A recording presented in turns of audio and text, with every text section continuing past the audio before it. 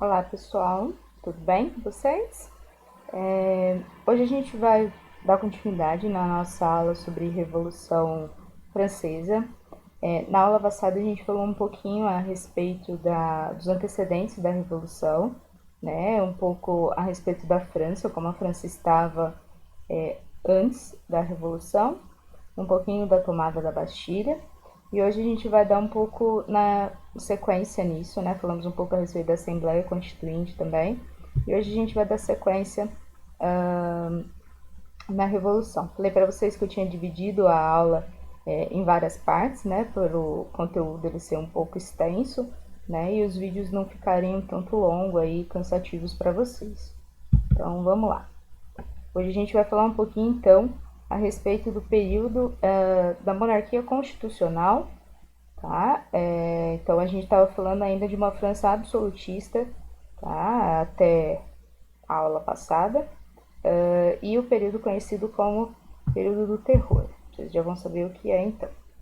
Bom, após então a tomada da Bastilha, né, em 14 de julho de 1789, lembram aí que o povo, né, ensandecido aí pelas ruas de Paris, né, após a votação lá dos Estados Gerais e todo aquele clima de instabilidade que estava tomando Paris, né, derruba a Bastilha, né, invade aquela fortaleza, aquela prisão que eu falei para vocês que era o símbolo do autoritarismo do rei, né, após a Assembleia, o terceiro Estado, né, a burguesia, consegue votar a Declaração dos Direitos do Homem e do Cidadão em 1789. E essa declaração ela vai ser um documento de inspiração iluminista. Tá? O que isso mostra para gente? Né? Os princípios de liberdade, igualdade, fraternidade, que está aí no idioma francês, né, para vocês, que vai ser o lema da Revolução para gente, mas que essa declaração ela vai orientar depois várias constituições em vários países ao redor do mundo, tá? Então vocês vão observar isso em várias leis, várias constituições, né, em cartas magnas aí ao redor do mundo. Além do direito à propriedade, né, a propriedade privada, que cada um, né, cada cidadão deveria ter aí a sua moradia, por exemplo. Tá? Em 1791, a Constituição estava aprovada e a França se torna uma monarquia constitucional, né? O que isso significa, tá? Significa então que o rei ele devia se submeter a uma constituição, né? Um conjunto de leis, ou seja, ele tinha que governar de acordo com essas leis. Né? Se vocês lembrarem lá da Inglaterra, né, a gente viu isso nas revoluções inglesas. Tá? Então não era mais aquele modelo, aquele regime absolutista, né? Deveria ser baseado em leis. Tá? Então, esse papel dessas leis, né, dessa casa de leis, se dava através da Assembleia. O voto ele não tinha um caráter universal, ou seja, não como hoje, todo mundo votava, mas podia ser eleitor quem tivesse uma renda mínima. Isso a gente chama de voto censitário, né? O voto por censo é através da remuneração, né? Através do salário da pessoa, tá? Após esse período também a gente vai ter a supressão, né, de privilégios e também das antigas ordens sociais. Então vocês lembram que era uma sociedade, a gente viu isso na aula passada, era uma sociedade toda muito dividida, né? Eu falei para vocês que era uma sociedade que remontava à Idade Média, né? Então a gente tinha o clero, o topo dessa sociedade, a nobreza e o povo, né? E era uma sociedade muito estruturada dessa forma, né? Então os privilégios da nobreza, né? Tudo isso vai ser extinto e essa sociedade estratificada dessa forma também vai ser extinta. Porém, né, apesar dessa declaração ser de inspiração iluminista, apesar de falar-se igualdade dos povos, da liberdade e tudo mais. Vocês viram ali no último tópico do slide que eu coloquei que a escravidão nas antigas colônias, né, e nas colônias francesas, elas vão se manter, né? Então, isso era um contraponto, né? Isso era algo contraditório que não estava aí de acordo com esses ideais iluministas que estavam inspirando a revolução, né? Então, era algo bem contraditório, tá? Outra coisa, né? Quem faz a revolução, né? Quem que é aí o motor da revolução dentro dessa sociedade que a gente está falando, né? Dentro do terceiro estado. Vocês sabem que é o terceiro estado quem faz a revolução, mas dentro do terceiro estado, que ele era tão diferente, a gente falou isso na aula passada, havia uma classe chamada burguesia, né? É a burguesia quem está fazendo a revolução, tá? E é a burguesia que nesse momento ganha papel principal de destaque nesse momento, né? Então é uma revolução que é feita pela burguesia, a burguesia ela vai ter consciência disso e a partir daí ela ascende socialmente, né? Ela vai ganhar uma relevância, uma importância muito grande historicamente, e vocês vão ver isso, né, ao longo do tempo que a gente vai estudando outras coisas, tá? Foi assim também nos Estados Unidos, né, na independência dos Estados Unidos. Voltando então. Aqui alguns símbolos, né, da Revolução. Adota-se então a bandeira tripartida da Inglaterra, desculpa, da França, as três cores representando então aí o lema, né, igualdade, liberdade, igualdade e fraternidade, né. Depois disso, outros países também vão adotar a bandeira tripartida, tá? Então essa bandeira da França antes ela não era assim, tá?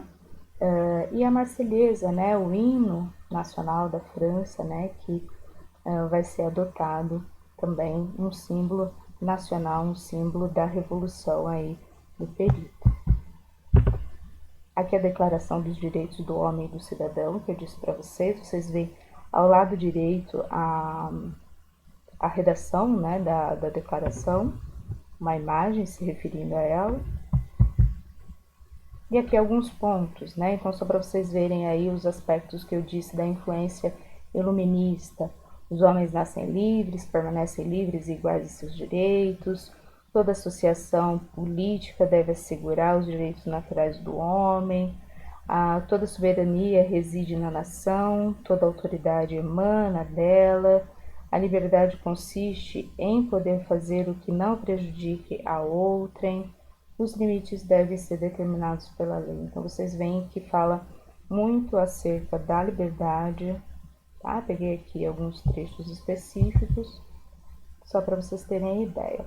E aí a gente chega, então, nesse período que fala especificamente, né, do terror, né? Foi dos anos de 1792 a 1794, tá? Então, dentro do terceiro estado, né, dentro do povo, instaura-se aí uma crise entre esses dois grupos que vocês estão vendo, né? Era como se fosse grupos políticos, a gente até podia falar partidos políticos, né? São dois grupos políticos da época, que eram os jacobinos e os girondinos. Os girondinos, eles eram representantes da alta burguesia, né? Os dois grupos eram da burguesia, né? Mas os girondinos da alta burguesia tinham posições um tanto mais moderadas, mais conservadoras, tá? E os jacobinos, representantes da média e pequena burguesia, uma posição mais radical, mais popular também, defendiam interesses de pessoas menos privilegiadas na sociedade, tá? E eram liderados por esse sujeito que vocês estão vendo aí, o Robespierre, tá? Porém, ao longo do período em que eles estiveram no poder, acabaram adotando uma ditadura jacobina, né? Que é esse período que a gente chama do terror, tá? Dentre várias coisas que eles fizeram, tá? Considerando aí alguns pontos, adotaram o voto universal e não censitário. Então, aquilo que eu tinha falado para vocês anteriormente, né? O voto através da questão salarial não vai existir. Então, o voto ele era para todos, tá? O fim da escravidão nas colônias, tá? Então, as colônias francesas, tá? Exigiram o fim da escravidão nessas colônias. Congelamento de preços de produtos básicos como trigo. Então, isso era importante, principalmente para as camadas mais pobres da população. Por quê? Porque a gente não vai ter aí um aumento do preço dos produtos. O trigo, né? A gente pensa na farinha do trigo, o pão, que é um dos alimentos aí básicos das populações mais pobres. Tá? Instituição do Tribunal Revolucionário para julgar os inimigos da Revolução. Então, algumas das medidas aí que eles vão instituir, sem falar de educação para todos, né? A Revolução Francesa, ela vai ser uma revolução que ela vai trazer essas questões, né? Que eram questões novas, né? Nesse período para gente. Aqui, tá? Só para vocês terem conhecimento de um instrumento, né, que vai ser muito utilizado nesse período, que é a guilhotina, né, um instrumento de execução, tá, que vai ser utilizado, que o rei Luís XVI e a rainha Maria Antonieta, sua esposa, vão ser executados dessa forma. E o próprio Robespierre, que era do grupo dos jacobinos, o líder, né, vai ser também executado dessa mesma forma pela guilhotina, né, uma forma que eles usavam para execução, né, seu próprio grupo, né, posteriormente acaba sendo morto dessa maneira, tá?